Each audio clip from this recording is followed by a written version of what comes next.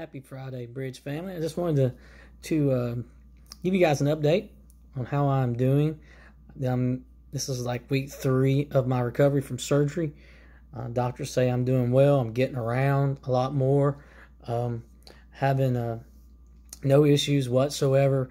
God's been really good in healing me. You guys have been excellent. Thank you for the phone calls, the cards, for people who have brought meals.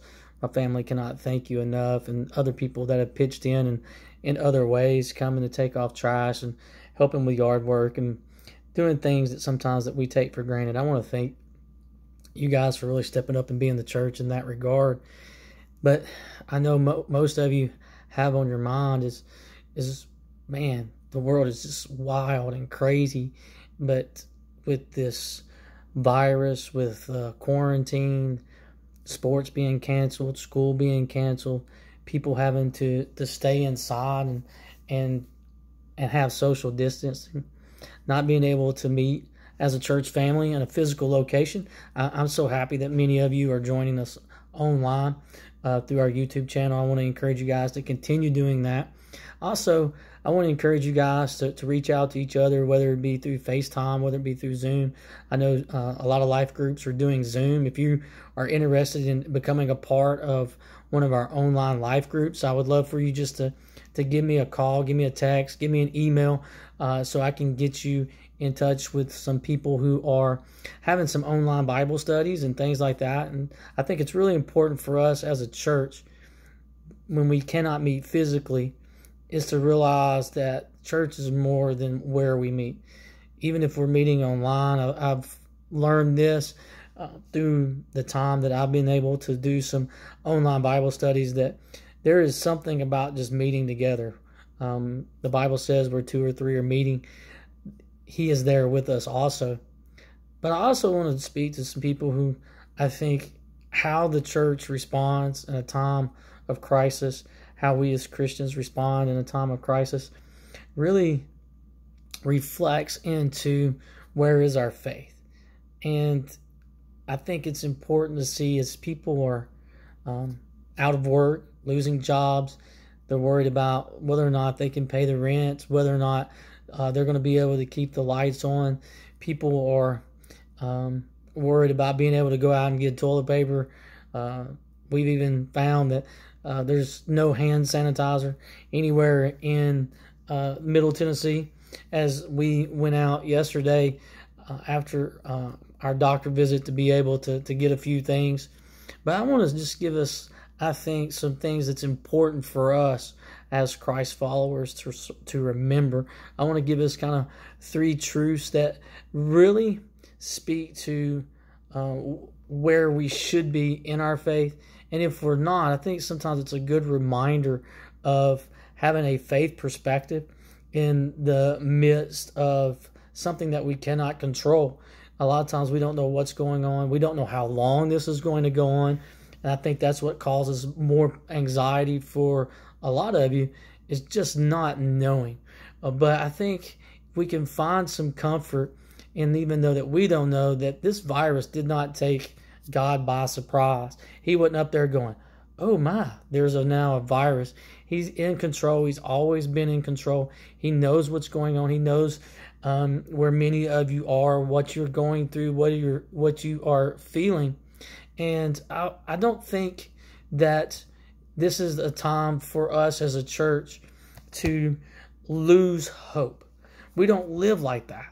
We are called to be different. We are called to be transformed by a renewing of our mind. And I think it's important during this time to really focus on where is our hope? Why do we have hope?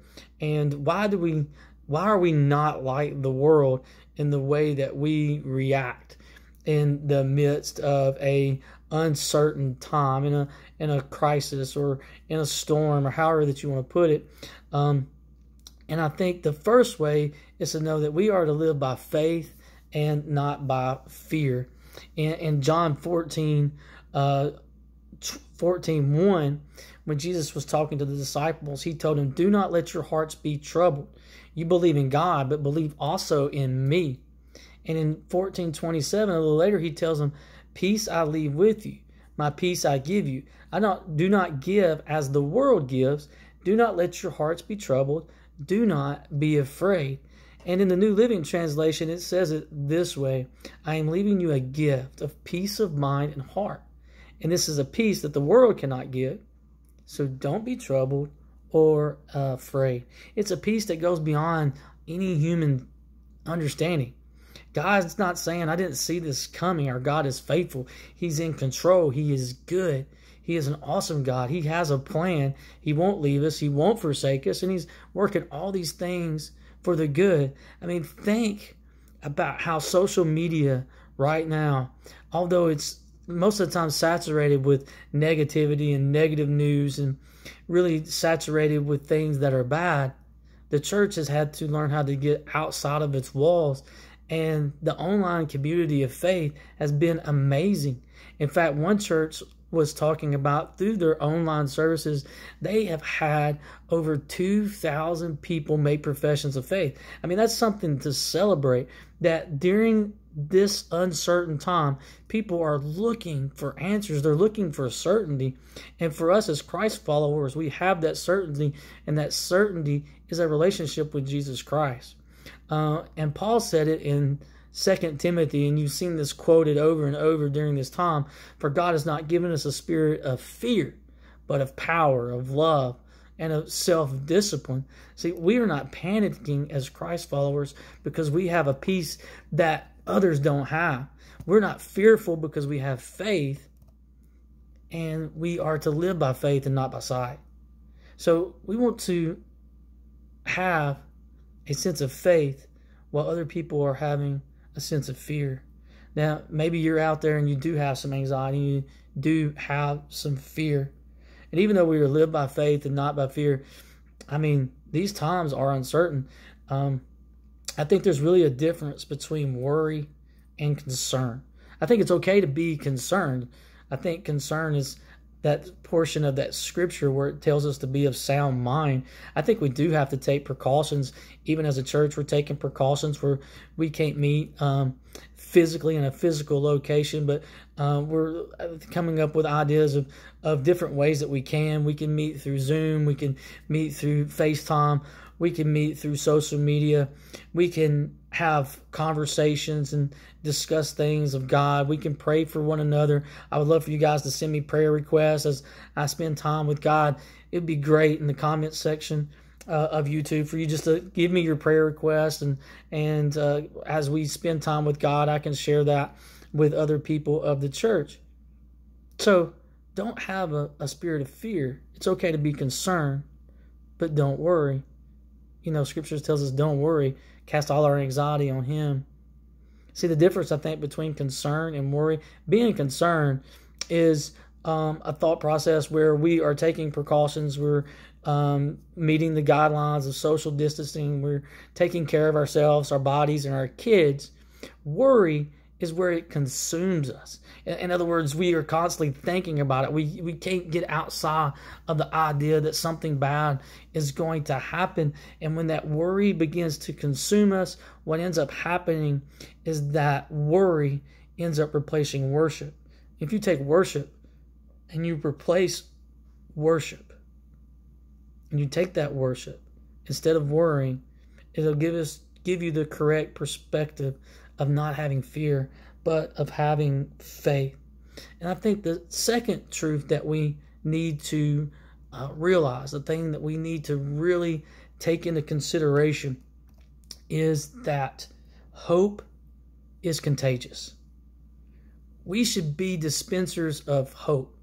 A pastor that I was listening to, he said, we should be hope dealers during these times when people are hopeless. People are looking for answers, and Jesus is the answer. Another pastor said, can we truly say that Jesus is enough? He is enough. Christ is enough for me. But hope is contagious. Fear is contagious, but so is faith.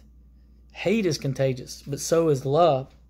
Worry is contagious, but so is hope. We have a hope that no virus can kill. When I was thinking about hope, see, sometimes all you have is hope. And if that's all you have. That's what you hang on to, because we can remember that he is faithful. Hope is a confidence that God is going to do what he says he's going to do. He is who he says he is. He is the Alpha. He is the Omega. He is the King of Kings. He's still sitting on his throne. He is still in control. And even in the midst of chaos, and even in the midst of storms. One of my favorite stories is in the Bible is when the storm attacks the disciples on the ship, and they're running around and they're panicking and they're going crazy and they're going nuts. Jesus is taking a nap. He's taking a nap because he already knows that he's in control, that nothing can happen without him knowing about it, without him even giving permission, so to speak. See, my hope is not in government. My hope is not in doctors, but my hope is in the great physician. My hope is not in me hoarding as much toilet paper and hand sanitizer as possible, but my hope is in a heavenly Father. See, we have to have hope. See, hope is not the absence of concern. Hope is really not even the absence of fear or worry. But hope is in the presence of a God who says that he will never leave us, he will never forsake us. So let's live by faith, not fear. Let's have a hope that is contagious. And the third, this is the time for our light to shine. As a church, we are in uncharted territories. But now I think you see people getting the gospel out in different ways. We are going to the ends of the earth. We are doing the Great Commission, which is taking the gospel into an online community, an online world that really the church has never really tapped into. And by doing that, I think during this time, the church is not going to be the same. We are not going to be the same through this. But hopefully it sparks a revival of our faith. Hopefully it encourages us to take that light that we have and shine it wherever that we go. Even though we can't meet publicly, maybe it's time for us to meet relationally. Maybe it's time to have some of those one-on-one conversations with people who are out there wondering what is going on and wondering who to turn to. And we have that hope. We have Jesus. We have the answer. And trust me, Jesus is enough. And I think as we continue to let our light shine, Matthew 5:14-16, we, you, and I are the light of the world. A town built on a hill, it cannot be hidden. Neither do people light a lamp and put it under a bowl. Instead, they put it on a stand, and it gives light to everyone in the house. In the same way, let your light shine before others, that they may see our good deeds and glorify our Father who is in heaven. During this time, people are afraid, they're unsettled, they're anxious, they're looking for hope, and we have that light. We have that glimmer of hope who is the person of Jesus Christ. During this time, I think it's important for us to share that hope to others. Hope, love, faith. See, these are the things that remain when everything else is going. Faith, hope, and love. They're the things that remain. This virus may be highly contagious. And I'm praying that for us as Christians, we should be more contagious, spreading hope, spreading love, spreading faith, spreading a life change that can only come through a relationship with Jesus Christ. And I am believing in the hope and the love of Jesus spreads faster than any virus. See, because we are not of this world. And when you look at some of the scriptures where it talks about not being of this world, you think about when the angel first spoke that Jesus was coming, the angel's first words to the shepherd was, "Fear not, don't be afraid." Why? Because I'm bringing you good news. See, we have the good news that combats all fear. Jesus even said, "I did not come for the healthy, I came for the sick." During this time, I'm seeing nurses gather around together, praying over their hospital, over their patients. There were cars lined up in Atlanta with people doing prayers all the way around the hospital, praying for our nurses. Pray for our nurses. Pray for our doctors. Pray for our first responders. Pray for all of these people that are considered essential grocery store workers. Man, pray for those people. They're working 60, 70, 80 hours a week. But see, we have come as Christ followers. It's time for us to rise up to the challenge of what is going on in today's society. See, we are not of this world. I love where it says all of the things that it talks about. It says, do not worry for tomorrow. Each day has enough trouble of its own. People are wondering, when is this going to end? Don't worry about that. Don't worry about when it's going to end. You have enough worry in the day alone. What can I do today to grow in my relationship with Christ? What can I do today to share the hope and the love of Jesus Christ to someone who is out there who needs it? Maybe it's a single mom wondering how she's going to feed her family. Maybe it is someone who has just lost their job and they're wondering, what are we going to do now? Maybe it's someone who has a family member who has contracted a virus. Or maybe it's somebody who can't even go to the nursing home to visit a grandparent or a loved one because they have shut those places down. See, don't worry about tomorrow. Each day has enough trouble of its own because we walk by faith, not by sight. And God's not given us a spirit of fear. And like Jesus said, not my will, but his will be done. Do we have the good news? Yes. See, we are saved by grace, not by works. We are justified by faith. We do not set our minds on earthly things, but we set our minds on things above. And let's finish. Let's persevere during this time. Let us not grumble. Let us not complain about being stuck at home or complain about all the things that we cannot do. Let's think about the things that we can do. We can love our kids like we've never loved them. We can sit at home and teach our kids the Bible. One of the things that we've done at the bridge, and hopefully everyone has gotten it in the mail. If you did not receive one, please let me know. But we're sending stuff home so you can do the zone and the merge at your house with your kids. I encourage you guys to do that. Open up those videos. Show them on the TV. Open up those stories and do the storyboards and things of that nature. Is it going to be perfect? No. Even at my house, it's sometimes very difficult to sit down and teach my kids the Bible. But I continue to do it because that's what God has called us to do. He's called us to rise up. See, we're not struggling against flesh and blood, but against every ruler and authority and powers of this world. We will not be overcome by evil, but we can overcome evil with good. We do not belong to those who shrink back and are destroyed. And one of the verses that I have here that I think really speaks to this time it's in Corinthians, and it's a great passage for us to think about during this time, because it speaks not only to what's going on now, but maybe things that we have to go through later on. Because like I said, we do not know how long this is going to last, but we do know that Jesus is the same yesterday. He's the same today. He's going to be the same tomorrow. He loves us. He cares for us. He has a concern. He gives us a peace that passes all understanding. And we are different. We are not of this world. Our minds are not conformed, but they're to be transformed. And why? It's because in Corinthians it says, but we have this treasure in jars of clay to show that this all-surpassing power is from God and not from us. It's not that we are strong in our own might. We're strong in his might. We are strong because of him, not because of us. It says we are hard pressed on every side. From every side. We're getting bombarded with different messages. Some good, some bad. We get bombarded with bad news. We getting bombarded with doom and gloom, and the end is coming, and all of these different news that is coming out. And we might be hard pressed on every side, but remember this, church, we are not crushed. We are not perplexed.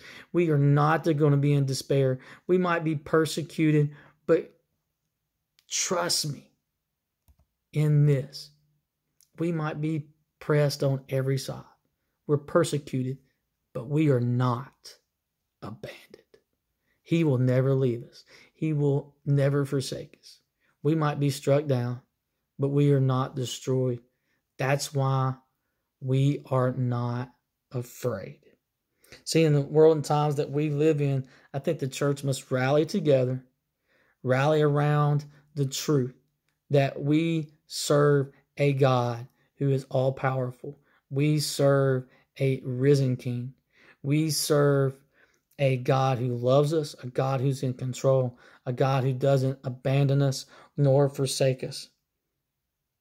And we can't stop sharing the good news. We can't stop giving. Many of you are still giving, and I thank you for that.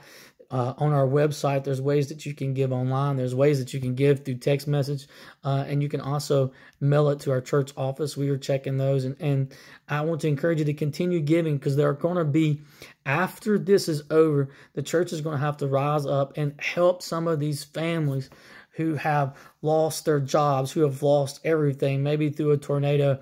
And we as a church, we can only do ministry because of your faithfulness in giving. And I want to thank you for continuing to do that. See, we live by faith, not by fear. We have a hope that's contagious. And we have a light that cannot be extinguished. I want to encourage you, go outside, have social distancing, but enjoy the sunshine. But remember to always, always be the light. I love you, and I can't wait to see many of you when all of this is over, knowing that Jesus is in control. Love you. Have a great and wonderful weekend.